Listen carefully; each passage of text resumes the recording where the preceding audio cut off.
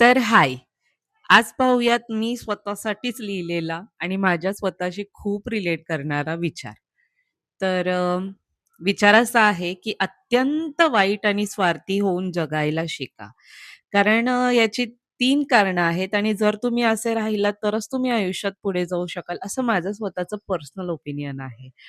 तर एक म्हणजे जग नेहमी चांगल्या माणसांचा फक्त आणि फक्त फायदा उचलतो. कारण त्यांना ओव्हर गिव्हिंगची खूप सवय झालेली असते आयुष्यामध्ये आणि तो त्यांचा स्वभाव असतो आणि तोच त्यांना नेहमी नडतो.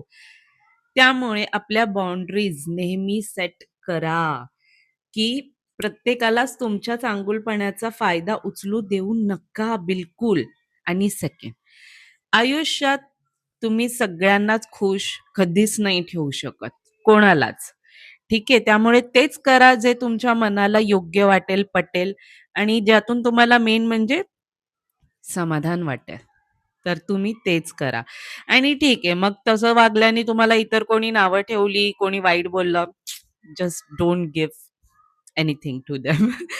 आणि मग त्यांना ठरवू देत त्यांना काय वाटतंय. तुम्हाला छान वाटतंय, समाधान वाटतंय ना, बास वागा तसंच. 3, प्रत्येक जागी मन आणि समोरच्याच्या मनाचा विचार करणं सोडून द्या.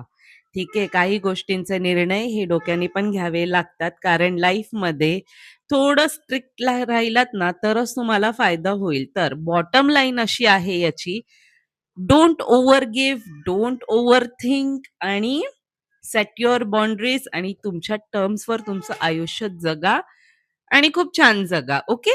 बाय.